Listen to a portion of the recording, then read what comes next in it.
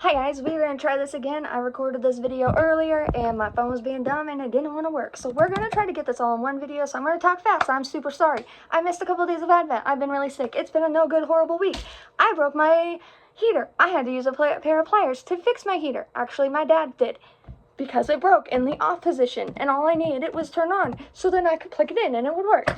On top of that, I have been sick with literally everything because my immune system is crap. It went after COVID and it wasn't really existent before then. So, I mean, it's been psychotic. But hopefully, because I'm feeling much better, I can begin to work tomorrow. Fingers crossed, because it's Secret Santa week. And I've had to send my Secret Santa gifts with my mother to work to drop them off on the person's desk. So, anyway, we already opened this in the last video because we had recorded it. Here's what we got in days 11 and 12.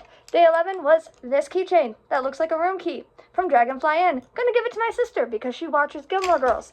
This is a stencil, I think. I actually like this. I'm gonna use it as a stencil because I think it's cute. I would use this, except it has the Gilmore Girls name on it, and I feel like that I can't rep stuff as a geek/nerd that I'm not a fan of it, because people come up to you and they're like, yo, I'm a fan of Gilmore Girls too. What's your favorite episode? Who do you like? Should Rory be with Dean? I don't even know if they're a love interest. I just know those are two names. All right, Dean works at a coffee shop, right? And Rory is the girl's daughter? Or is that Lorelai? Is Rory the older one? I may have just massively made that bad. Anyway, so I'm going to give this to my sister because she's been looking for keychains. So today's free book is Amber M. Kestner's Keeping Her a Secret Sacred Heart series. Amber is amazing. She is one of my besties. She is my PA. I adore her. She is doing amazing today, guys. She writes sapphic romance, and so this book is really close to her heart, and I can't wait to read it because it kind of came from a thing that we both saw on Facebook and we had a conversation about. We have a lot of conversations about the LGBTQ plus community as it relates to Christian religion, because she grew up with a Christian background. I grew up as a preacher's daughter. We both have people in our lives who are part of the LGBTQ community. Technically, we both are. I say technically because she is. She's sapphic, and I am... I don't even know what I am anymore. I thought I was demi, and then the doctor told me I might just have a medical condition. It was a whole long thing. So, I am me. That's how I relate. Alright, and so I choose to be a human being who is attracted to guys, but only under specific circumstances. Alright, and my boyfriend knows this, and my boyfriend is amazing, and I love him to death.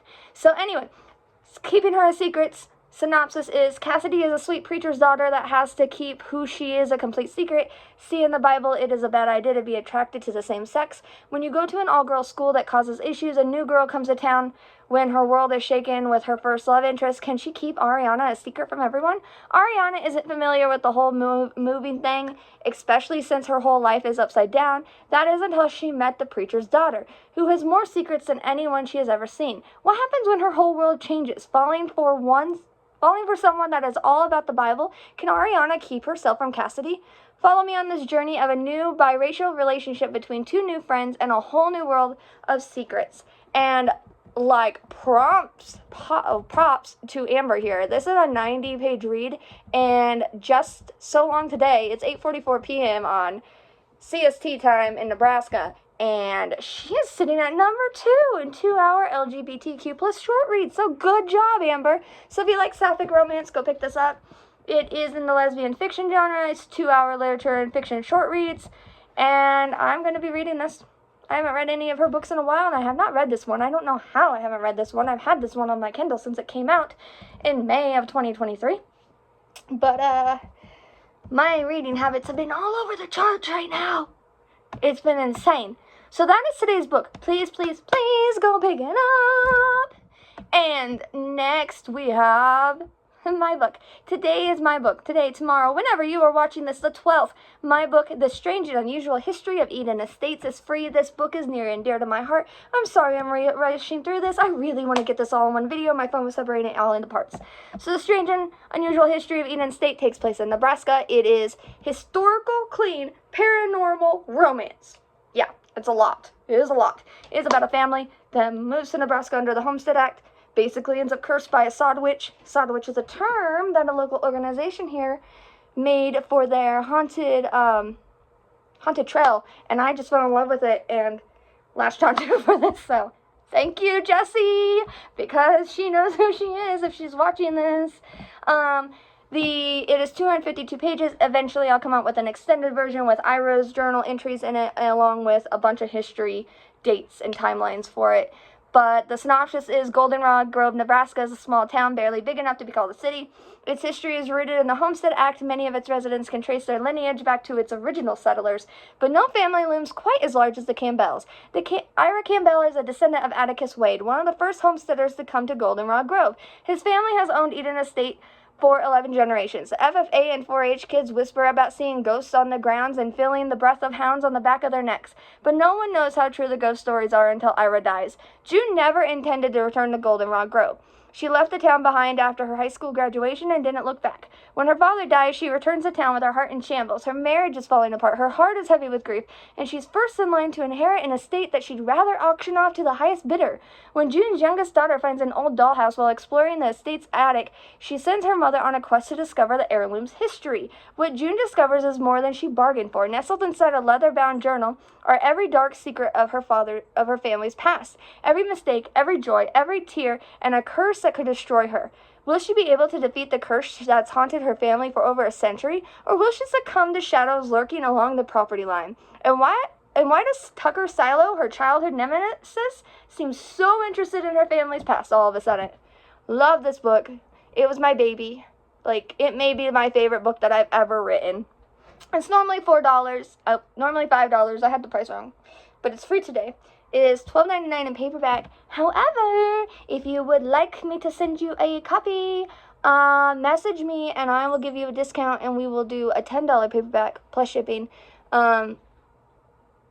Shipping is basically just based on Amazon because I have it shipped straight from the printer to you, and so I think it's usually $3 to $5, but I will tell you for certain once you give me your address and I put it in.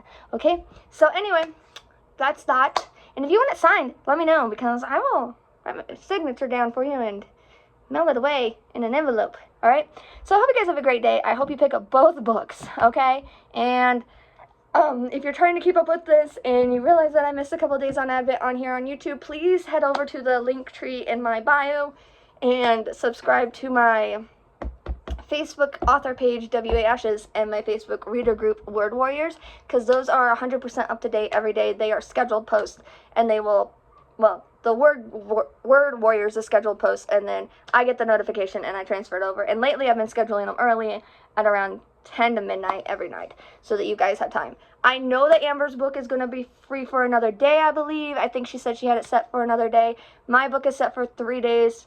I think it was yesterday, today, and tomorrow, but it could be today, tomorrow, and the next day. I'm not sure.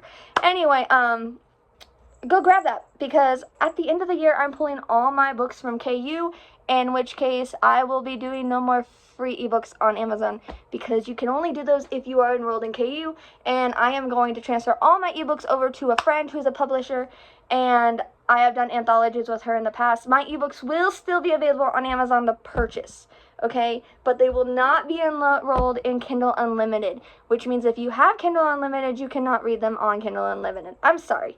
I know I said I wasn't going to go wide a couple years ago for those of you watching this on the reader group, but things have changed. Times have changed. I don't really get royalties from KU. Most of my royalties come from actual purchases, which tells me that most of you are not using KU anyway. And so the only books that I may consider leaving on KU are my children book series. And that is only because I know that some parents have KU for kids. And so I might leave that one on there. I haven't decided, but I have several books set to remove themselves on February of next year. They just won't re-enroll. So keep your eyes out for that, because I am going to go over to Warrior S Publishing probably. Well, that's the plan. And it's only like a 10% royalty difference, and honestly, that's not that much. So probably just going to do that, because then I can go to Draft to Digital 2 if I wanted, and Smashwords and all these other things, and make it a little bit wider. That way it's not just Amazon based, because putting all your eggs in one basket is never a good idea. And I've been a purely Amazon author for so long, since I gave up my DeviantArt account, and I think I need to expand a little, because KU doesn't do well for me. I'm not good at promoting at all. I'm good at promoting other people's stuff, but I fail at promoting my own stuff.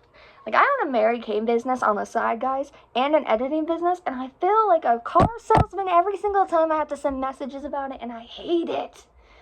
I literally just sent out a ton of messages about a winter survival kit bundle on Mary Kay that I was doing for a decent price, and I felt like I was bugging the crap out of people. Which part of that is my anxiety disorder telling me people don't want to hear from you. You should leave them alone. If they wanted to hear from you, they'd reach out. And they might be right. I don't know. Anyway, so I'm going to extend my reach and see if I can get my reader pool a little bit more up, especially since I've been shifting genres around. I'm still focusing on fantasy and paranormal, but as you may have noticed, if you've been following me on my Facebook and stuff for a while, I have dabbled in a lot of romance recently. And, I mean, part of that is just because I understand romance now. I mean, before it was an ideal to me. It was something I saw on TV and stuff, something I read, but I hadn't really experienced it with the boyfriends I had. It was just kind of going through the motions, kind of there. I wasn't really attracted to any of them. But the boyfriend I currently have, he is the love of my life. And he has made me realize what it feels like to be in love and what it feels like to be wanted and needed. And because of that, I felt like I could explore romance more. And he is honestly the reason that I am able to write half the stuff that I am able to write. So go pick up both of our books if you can, and just give a shout out to someone, because you don't know how bad, horrible, no good their weeks have gone this week either. It's been a rough week. Be it seasonal depression, be it temperature changes, be it Christmas coming around the corner, be it financial issues, whatever it is, tell someone that they're doing a good job, because we all need to hear it. And I'm really hoping that there are other people in the world whose minds tell them that they are no good, awful people, like on a daily basis. But at the same time, I really hope there aren't, because it's rough. But please tell them, because it's hard when you don't know if you're being a good human being, if you're doing a good job being alive at all. And so just reach out and tell someone that they're amazing and that you appreciate them. Okay, guys, I hope you have a great Advent, and like and subscribe, because if we hit 50, we are doing an extra giveaway in January, and we are doing a giveaway January for anyone who is subscribed for a copy of my unpublished anthology, Snowflakes and Sleigh Bells. But we'll do a second giveaway for a paperback copy of Strange and Unusual History of Enon State if we hit 50 subscribers. So I hope you guys see you soon, and that you subscribe, and thanks for being here. Bye.